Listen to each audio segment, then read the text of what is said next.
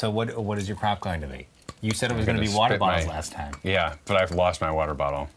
So you're just going to chew gum for the whole show? I Is that what it is? I gotta find a way to get rid of it. Good Lord. We're good. Did you swallow it? Hey, Olagerinos, it's John Tatey and Gus Spellman with you for another edition of Basement Breakdown. This time, Season 4, Episode 2 of Better Call Saul. We just watched it here in this basement. Breathe was the title. Now we're going to break it down. Because Basement Breakdown isn't just an excuse for me to tidy up the basement every week, although I do have to do that. It's a real pain. Gus, start us off with our shots of the show. You go first. So I'm going to cheat a little bit this week. It's not one shot. It's a series of shots. You're already cheating. I know, I'm already cheating. I can't help myself. It's kind of it's this whole sequence with Jim and Kimmy in the kitchen. I noticed that... Jim and Kimmy. You're getting awfully I did it again there with Kim. You used to do that all the time. No, I used to do that all the time. With Jimmy and Kim in the kitchen, obviously there's something weird going on with their relationship. One of the many things weird going on with Jimmy right now. And I think that this scene has a couple of clues in it, but the best articulation of what's going on with them, I think, is coming from the camera movement here. We're getting a lot of camera moves, a lot of sliding moves, more than I think the show usually does, especially for a scene that's not really, there's not that much dramatic happening in it. The camera moves are always sort of sliding Kim to the edge of the frame. They're always sliding over, keeping her away from the center, articulating Jimmy's feeling of sort of pulling away from her. Now you might say, how can you get that from just the camera movement? But I've got a few other clues from the show, I think, to support that. No, I wasn't going to say that, by the way. I'm on board with this, but I love it. Convince me more. Those fuckers might say that. Okay, maybe you're not on board yet. Gus is going to give you something more. What else do you see? At the end of the episode, you get, I almost did it again, you get Jimmy and Kim in bed together doing a sort of big spoon, little spoon thing, exactly what we saw them doing at the very beginning of the first episode of the season. Yeah. But it's so different now, right? Before they were sleeping pretty peacefully together. Now Jimmy is like lying awake, clearly can't sleep, clearly doesn't feel comfortable. The lighting is much more uncomfortable. Right. It feels like it's hot. And it's dark, it's shadowy. The other shot that you're referencing was in the morning. It was bright. It felt like a dawn, and this feels like sunset, right? I mean, I love the matched pair of shots you're talking about here, for sure. In this shot, too, and I noticed this in the first episode, their bedspread, it's a really interesting design. Part of the design is like rainbow, and part of the design is gray. I talked about last week how I see the show being on an arc from the colorful world of potential and energy to what we see Gene is at the end, black and white, contained, really no future to his life. And this, it almost makes me feel like we're halfway through the journey because the bedspread is half and half rainbow and gray that they're sleeping on. This is another indication that they're on this journey, I think, into the gray together, whether they know it or not. Calling it back even further than just one episode ago is this juicer. You remember this juicer from Davis and Maine. Right. And this was kind of one of the tools Jimmy used to get himself fired, or not fired from Davis and Maine, but, let go. Yeah.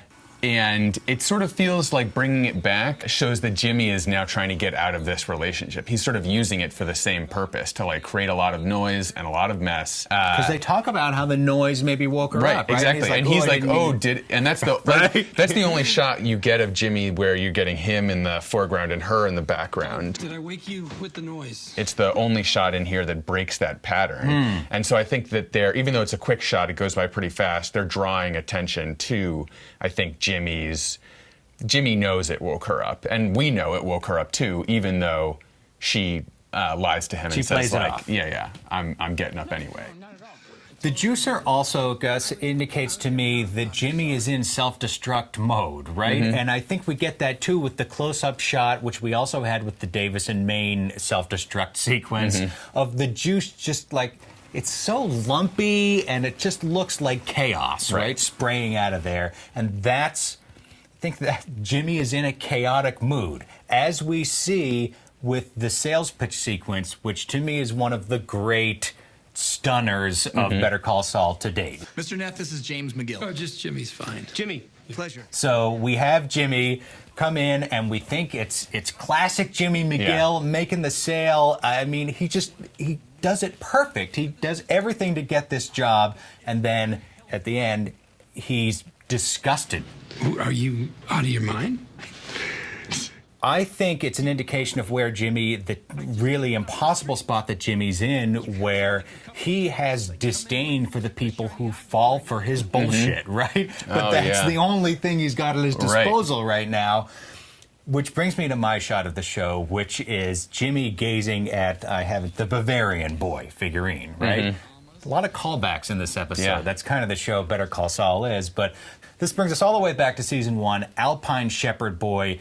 To me, maybe the most important episode of season 1 because it introduces this idea of Jimmy really striving to become something more. This is the episode where Jimmy goes from potential client to potential client, the talking toilet guy, the guy who invented his own currency, and then this sweet elderly lady who has a collection of Hummel figurines, right? So that's almost the setup that establishes that when Jimmy sees this figurine in the display case, he knows what it is, right? He has experience with these, and then later that's driven home by the fact that he's doing this computer research.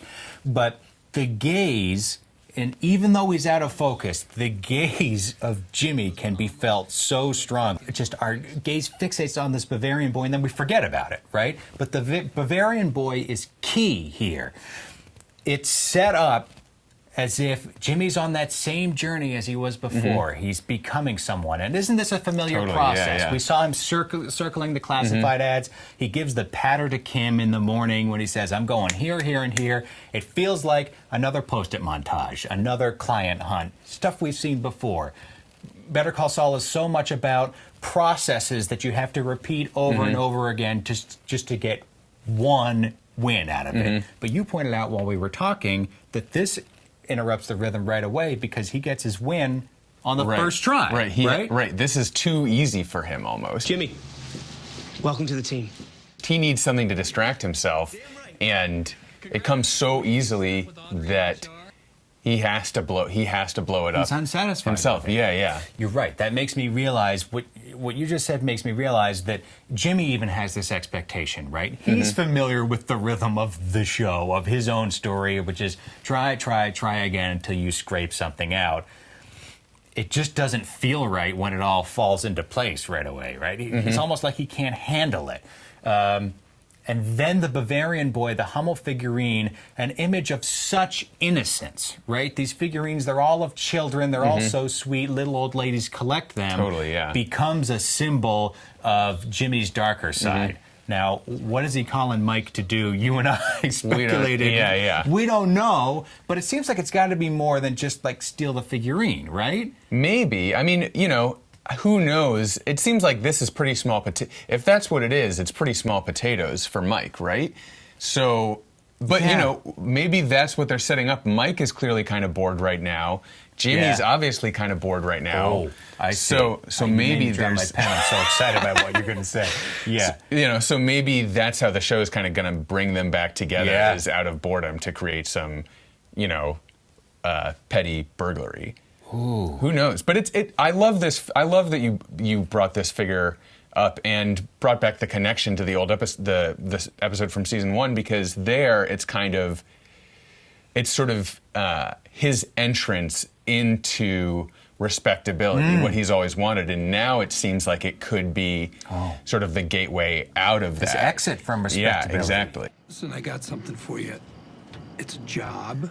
You and I talk about color a lot when we analyze Better Call Saul, and I was really struck by the fact that this, I think, is the heaviest blue and gold I've ever seen in the show. Better Call Saul, to me, employs it as the colors of the desert. It's just sort of, it embodies the Albuquerque setting.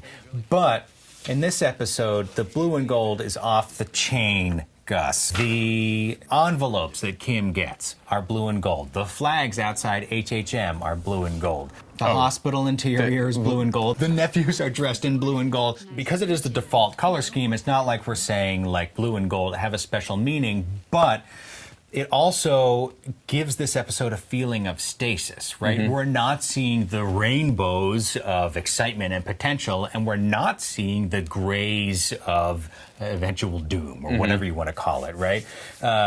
It gives the episode a sort of stage-setting feel. Right. Yeah, I think that's what this episode is doing, because, you know, a lot of times with a new season of a show, the first episode sort of sets you up for the dynamics that are going to be playing out in the rest of the season, and sort of gives you a reminder of where everything's at, sort of like sets the baseline, I would say.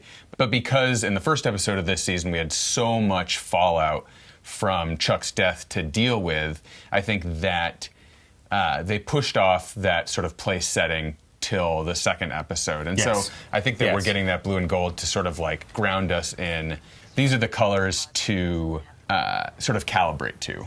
That's right. I mean, these are the colors of the desert, right? I mean, we see it even, I mean, any painting of the desert in this show will be just like yellows and oranges on the bottom and blues on the top. And one in particular that struck me is the scene with Lydia in the conference room. I mean, to me, it embodies her personality so much. The desert is contained in this tiny rectangle behind her, but again, we see the blue and gold. Watch this episode again and just look for blues and golds. Almost every shot, you'll see them making a new combination. We asked the viewers out there, tell us what you made of any of the other intriguing shots in this episode of Better Call Saul. In fact, we got a good YouTube comment last week. I think that's the first time I've ever said that in my life, good YouTube comment. People were really nice on YouTube. Thank you for your support. It's nice to see you guys too. Crazy Designer, YLR. He may sound crazy, but he's got some good ideas. He says, that is the best analysis I've seen in a long time. Great point, Crazy Designer. But he goes on. I believe there is some more to the fish tank. We talked about the fish tank last week, based on the color theory around Better Call Saul, warmer colors being related to crime. This is Crazy Designer's view. I don't know if I would say crime, but excitement, certainly. Okay, well, this is, I have to read the comment as it is. Yeah. For example, in the shared office of Jimmy and Kim, Jimmy's part is red-orange, Kim's is blue, and the lobby was yellow. So the fish tank is Jimmy, and while it's mostly blue, there is a red-orange fish inside, and Jimmy feeds him. Ooh, I think that's interesting. You and I have never really talked about this notion of warmer colors necessarily meaning something in particular, but Crazy Designer sees them linked to this sort of underworld, this disrespectable stuff, right? Crime or what have you.